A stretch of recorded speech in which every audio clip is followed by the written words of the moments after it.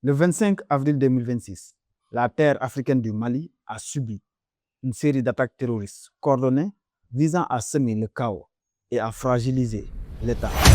Mais face à cette offensive, la riposte des FAMA, appuyée par des mesures fortes des autorités, révèle une réalité essentielle. Le Mali ne plie pas. Au-delà de ses frontières, c'est toute l'Afrique qui est interpellée. C'est qu'il y a quelque chose qui vient sur l'Afrique de l'Ouest, que j'ai appelé l'hiver noir. L'hiver noir. Il y a des offensives militaires. Il y a des attaques pensées pour faire vaciller une nation. Celle du 25 avril relève clairement de la seconde catégorie.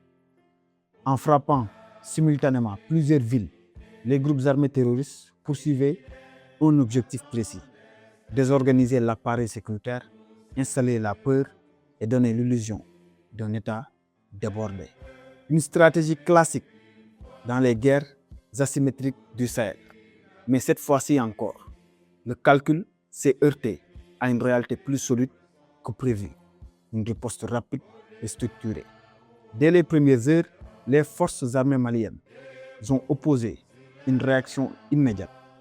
Les assaillants ont essuyé des violents revers, conséquences directes du professionnalisme et de l'engagement des soldats. Les opérations de ratissage ont été lancées sans délai à Bamako, à Kati, à Kidal et dans plusieurs autres localités.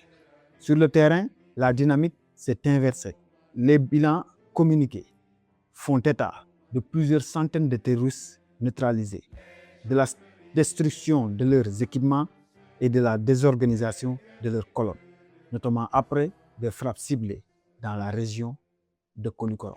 Autrement dit, loin d'un effondrement, c'est une armée réactive, organisée et déterminée qui s'est affirmée. Un État qui assume et organise la réponse face à la crise. L'État malien n'a pas hésité. Relèvement du niveau d'alerte, intensification des patrouilles, renforcement des contrôles et surtout instauration d'un couvre-feu de 72 heures à Bamako. Autant de mesures fortes pour reprendre le contrôle total de la situation. Dans le même temps, un appel à la responsabilité collective a été lancé.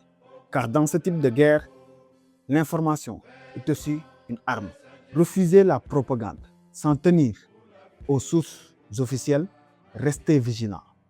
Voilà aussi une forme de résistance.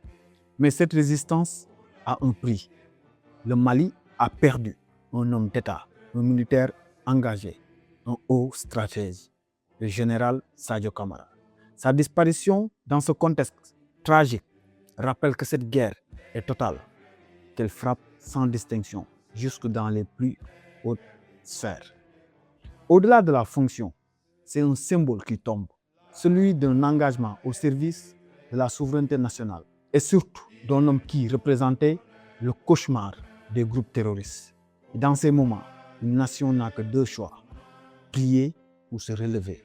Ce qui se joue aujourd'hui au Mali dépasse le Mali. Ce pays est en première ligne d'un combat qui concerne toute l'Afrique, celui contre le terrorisme, mais aussi contre toute force qui prospère l'instabilité, la peur et la fragmentation des États. Le Mali ne combat pas seulement pour lui-même, il tient une ligne. Et cette ligne, si elle cède, c'est toute la région qui vacille. C'est pourquoi le moment impose une exigence claire: la solidarité africaine. Pas une solidarité de discours, mais une solidarité réelle, assumée, visible. Soutien politique, coopération sécuritaire, relais médiatique, mobilisation citoyenne. Chaque peuple africain a un rôle à jouer. Soutenir le Mali aujourd'hui, ce n'est pas un acte de compassion, mais c'est un acte de lucidité stratégique. C'est comprendre que la stabilité du Sahel est une condition de la stabilité africaine.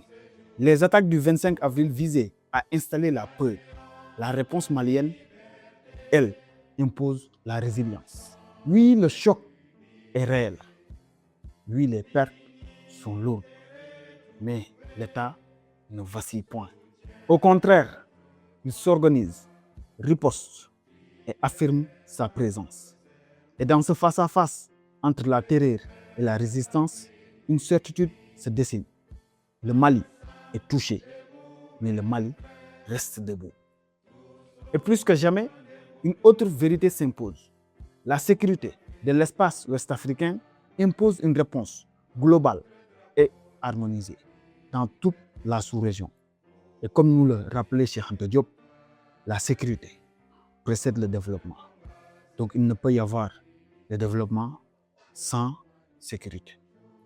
Mali Koura, vive le Maliba. Le Mali vivra, mais aussi le Mali vaincra. Force et honneur à nos femmes. Respect et considération renouvelée aux autorités de la transition. Que la paix soit avec le peuple malien, que la terre de Bamako soit légère. À notre général Sadio Camara. Vive le peuple, vive l'Afrique. C'est qu'il y a quelque chose qui vient sur l'Afrique de l'Ouest, que j'ai appelé l'hiver noir. L'hiver noir.